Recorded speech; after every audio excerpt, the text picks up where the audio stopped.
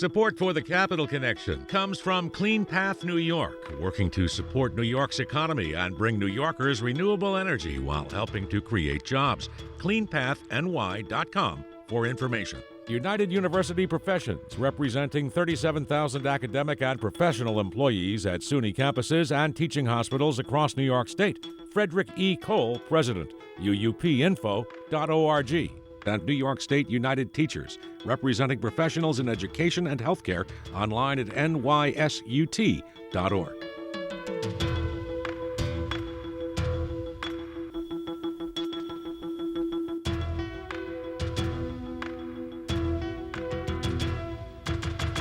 It's the Capital Connection. Hi, I'm Alan Chartock. Joining us this week is New York State Assemblyman Richard Gottfried, a Manhattan Democrat who represents New York's 75th Assembly District. Assemblyman Gottfried, Dick Gottfried, to his friends, was first elected in 1970, and he has been the chairman of the Assembly Health Committee, and he's done it so well since 1987. This week he announced he'd be retiring after 52 years. Wow. Welcome back, Dick Gottfried. Well, my pleasure. Okay, Dick, here it is. How come? Why are you retiring? We need you. Well, I appreciate that. You know, it'll be 52 years of public service this coming year. I'll be turning 75, and it's time to retire. You know, I look forward to being able to take one of my Chinese calligraphy or painting classes any day of the week that I want, and being able to travel with my wife without having to worry about whether there's an assembly session going to be that month, and be able to spend time with my granddaughters without having to fit them into my schedule. Got it. Now, you and I go back a long way. I remember very well when you ran for this office. I remember it, and I remember you had an organization which was referred to by everybody, some of them your friends, some of them your enemies, as the kids. Who were the kids? Well, and some called us the rotten kids. We were a handful of, by and large, kids. The core of the group was a group that had met a few years earlier in high school, and found that we were all interested in politics, and decided we should work together. We figured, unlike the Kennedys, we didn't have a whole slew of brothers, but we could be a group together. My Congressman Jerry Nadler was part of that group. Then he wasn't congressman. Then he was just one of the kids, right? Yeah. No, he was a high school freshman then. And where did you go to high school again? Remind us, Stuyvesant? We went to Stuyvesant High School in Manhattan, right? And we all met in September of our first year in school, when we all showed up to join the debating team, and we got involved in school politics, and then we started getting involved in politics on the west side of Manhattan. We did a lot of organizing of the anti-war movement in the neighborhood. When Eugene McCarthy ran for president in '68, we were the core of the neighborhood campaign organization for him. We started organizing block associations and tenant associations, and in 1970, when my predecessor in the Assembly became environmental commissioner in the Lindsay administration, the Assembly seat opened up, and I decided to run. And who was that? Who was your predecessor? Jerry Kretschmer. Jerry Kretschmer, I remember well, then went into restaurants years later. So he went to the Lindsay administration as the sanitation guy. You ran for office. Did you think you'd win? Yeah, well, when you're 22 years old, you think you're invincible. It never occurred to us that I would do anything other than win a resounding victory. And fortunately, that's pretty much what happened. I got about 60% of the vote in a hotly contested primary, and been there ever since. Now, one of the things that you guys were famous for, I remember it, is that you would go into the various political clubs and you would organize them, and you would beat the people who were running those clubs in order to insert yourselves. Is that an unfair way of putting it? Well, it varied. In each different neighborhood on the West Side, there is a different local Democratic club. In a couple of cases, we and the people who were working with us in the community would join the local club and eventually take it over. In a couple of cases, where that wasn't practical, we ran primaries for Democratic district leader and won a whole bunch of them. I got elected a Democratic district leader before I was elected to the Assembly. I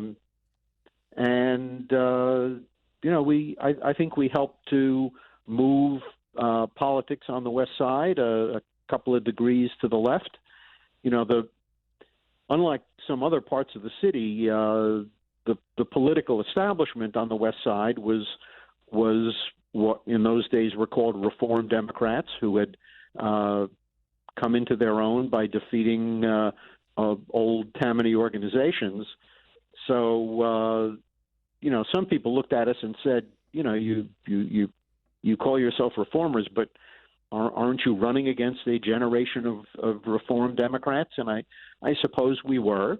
And after that first round of primaries in 1969, and then another round of turmoil in 71, the primaries pretty much quieted down. We and we all got to working together.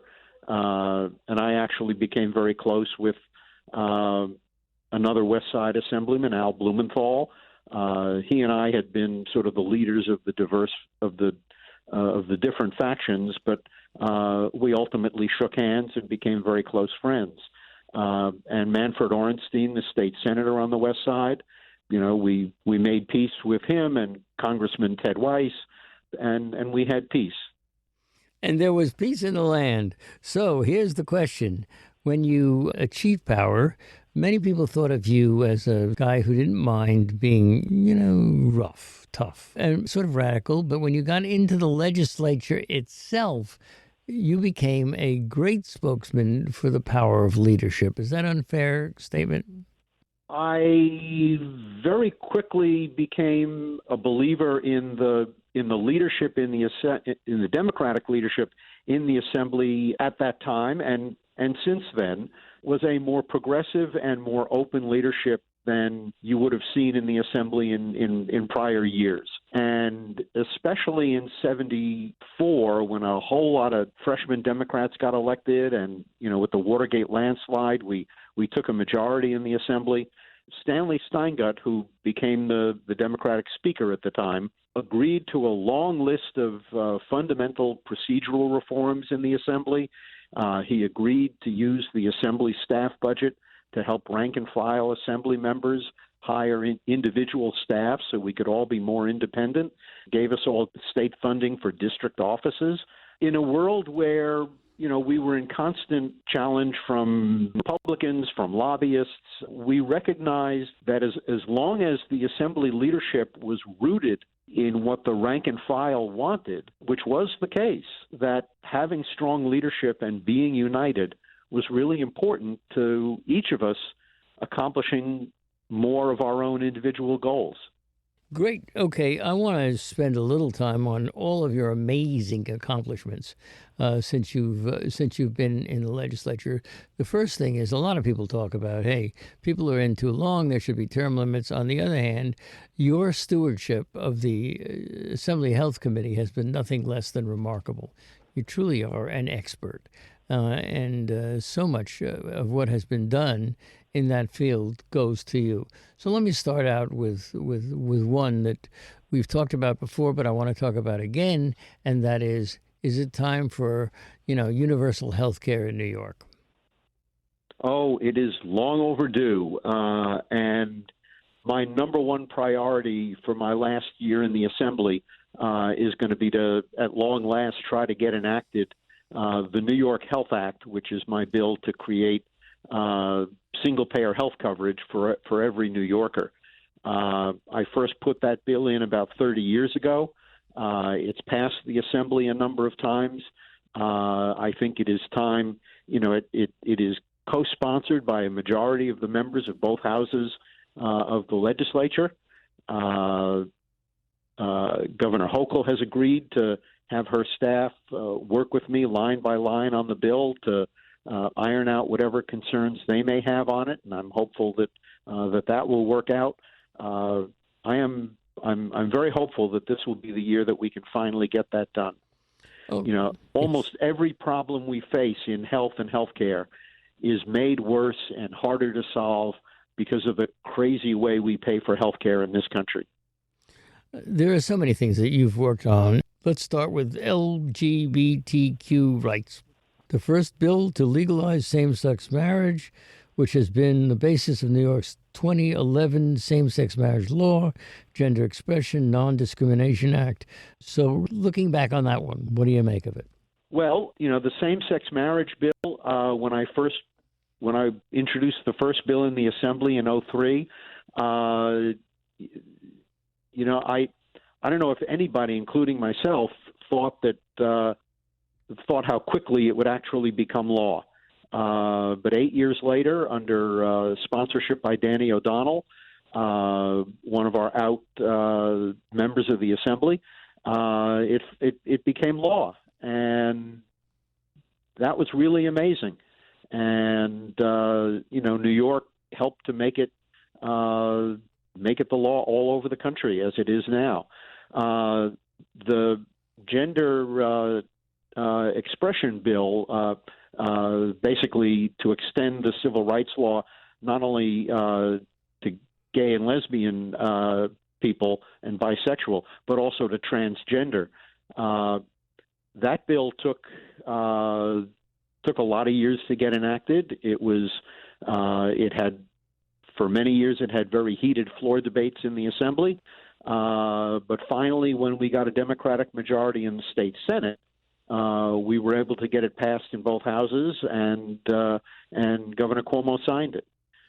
Talk to me about the Hudson River Park Act, which catalyzed the development of the Hudson River waterfront into an amazing park from the Battery to 59th Street, 1998. Yeah. Well, my first week in the Assembly in January 1971, Nelson Rockefeller proposed what came to be called the Westway Plan, which was to do landfill up and down the Hudson River shore with large-scale apartment buildings and commercial development and an interstate highway. I and a whole lot of other people were adamantly opposed to that. We fought against it for years. Finally, we killed Westway in the mid-'80s. But then the question became, well, what do we do with the west side of Manhattan? It was a pretty barren and kind of rotten waterfront, and a lot of people said we ought to be redeveloping the Hudson River waterfront as a magnificent public park. And in the mid-'90s, we got legislation drafted that I carried in the Assembly to create the park as a joint venture of the state and city. And it had to be a joint venture because part of the land along the waterfront was owned by the state. It had been condemned to build the West Side Highway, the Westway. Part of the land was owned by the city. And so to make a real park out of it, you needed a joint venture. A lot of people in the community were frightened that the public authority that the bill would create was really a sham and would be just a tool for creating commercial and residential development along the waterfront, which I certainly did not want. And it took 4 years to bring everybody around. In the course of that, we improved the bill to put in language that made the intent of the bill to create a park and not development, to make that crystal clear. And actually, while the struggle was annoying and difficult at the time, I think it ended up producing a much better bill. And I found it interesting that Republican Governor George Pataki and Republican Mayor Rudy Giuliani strongly supported the concept of the park. And with their help, we got the bill passed and signed into law. And I think the Hudson River Park is really now a terrific happening up and down the west side of Manhattan, and it's something I'm enormously proud of. Dick Gottfried, talk to me about one of the singular things that you guys did there, which is the drug reform law, marijuana decriminalization for possession of under 25 grams, 1977, medical marijuana, 2014, syringe decriminalization, 2021. And I hate to say this to you, Dick, but we got 11 minutes to go in this show, and I got to move fast on these things. I apologize for doing that, but tell us a little about that. Go ahead. Well, when I first ran, one of the issues I talked about was the need to reform our marijuana laws. And, a lot of young people tend to forget it these days, but a lot of young people got criminal records and did time in state prison for just, possessing a handful of joints. And that needed to change. And it took us 2 or 3 years of effort to get the decriminalization bill passed in 77, which didn't fully legalize marijuana, but made possession of small amounts only a violation, which is to say, an offense like littering. The New York State PTA was probably the most important organization helping support the bill because they knew it was their kids getting arrested. And we were able to get it done. We had to give up a couple of points in the bill in order to get it passed by the Republicans in the Senate. And in the marijuana decriminalization legislation that we did a couple of years ago, we finally cleaned up a couple of those points, and now we've got the full legalization, and in a year or so we're going to be having stores selling it the way alcohol is sold. Well, Dick, tell them to take their time because we in Great Barrington, Massachusetts appreciate all those New York license plates, which have been coming across the line all the time. But talk to me a little bit about Child Health Plus. This is a terrific law. It led, of course, to the Clinton administration's Children's Health Insurance Program. What is it? And say it in a few minutes, no more. Go ahead. Well, when we created it in 1990, it started off as a very small program of publicly funded health coverage, basically for outpatient care for kids up to age 12. It was a very narrow program. We started it off small so we could get it enacted easily in 1 year's budget. And we had the intent that we would be expanding it in future years, which is exactly what we did. And then in 97, Congress enacted child health legislation to provide matching funds to state programs similar to our Child Health Plus. And with that federal matching money, we were able to dramatically expand the program. So it now covers full health care for kids in low and moderate income households up through age 19. So the reason why I say it's probably the bill I'm proudest of is that, I've met kids who are alive and well because they had never had health coverage in their earliest years. They were able to go to the doctor thanks to Child Health Plus, and in many cases, it saved their lives. And, what's better than that? I have a couple more that I want to ask you because your career has been so extraordinary. But I want to ask you something. You went to Stuyvesant, your fellow politicians-to-be went to Stuyvesant. Now there's a push to say, these are exclusive schools. The people of color don't have an equal chance to get in. As an alumni, what are you thinking? Well, I think they make a good point. There's very little in life that depends on one test, one academic test as 100% of the decision making.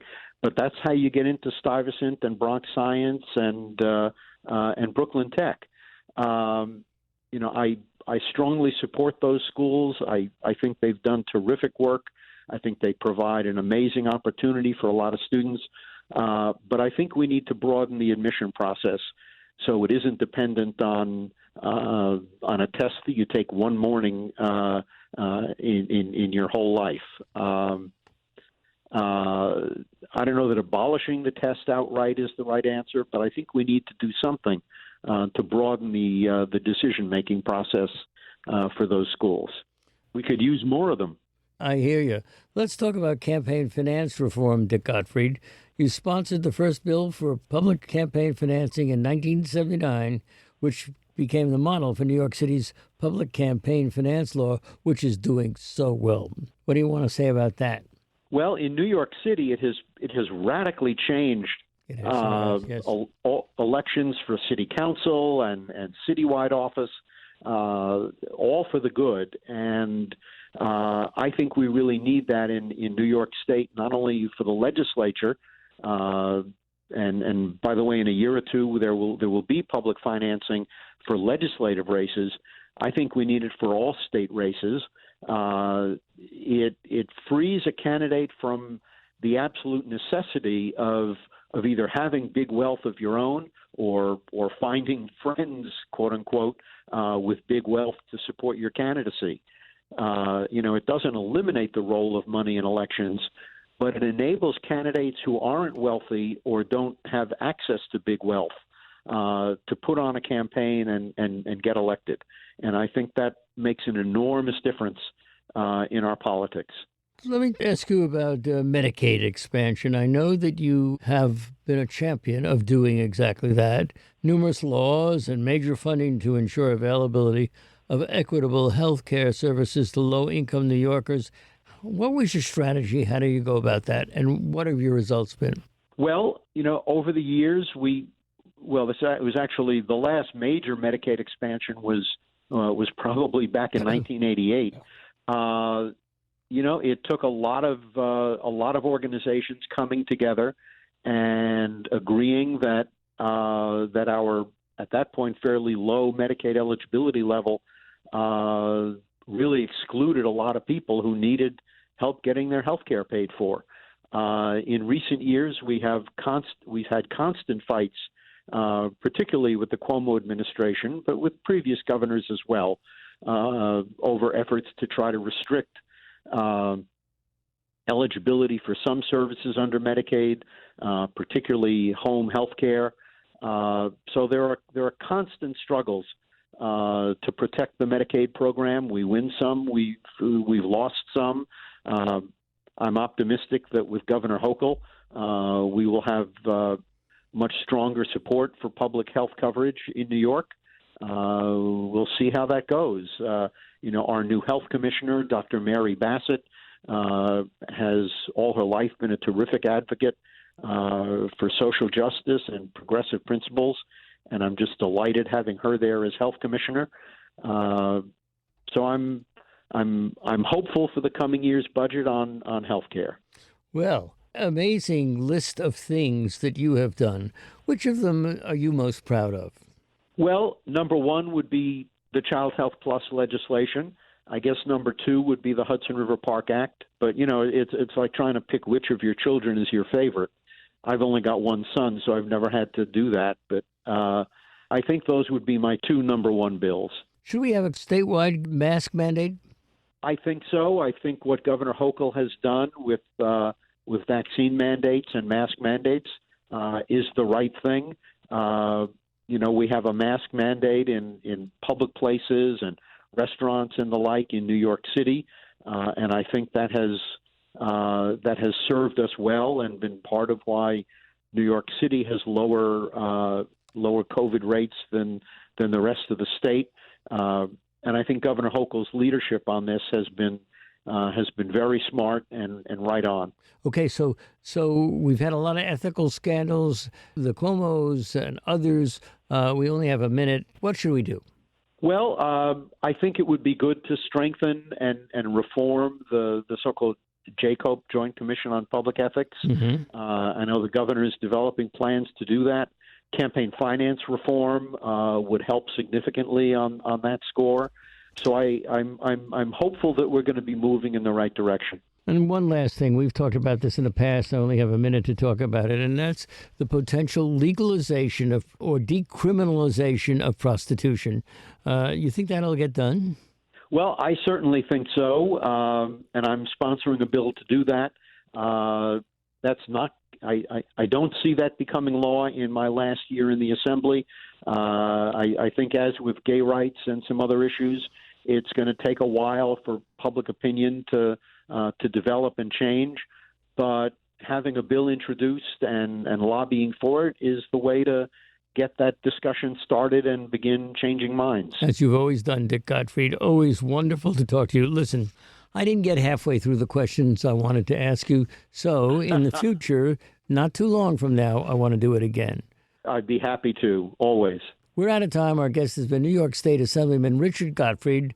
Dick Gottfried, thanks so much for joining us, and congratulations on your coming retirement. I'm sure you'll figure out something else to do to help all of us.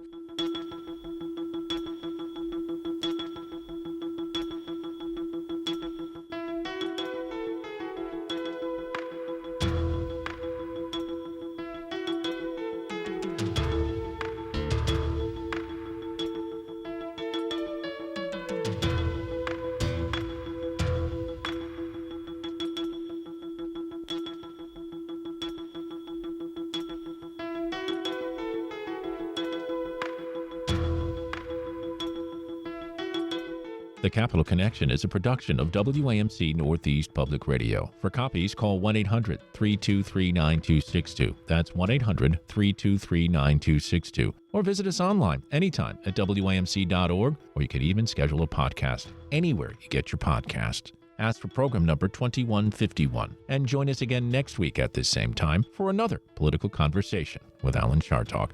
I'm your producer, David Gustina. Thanks for listening.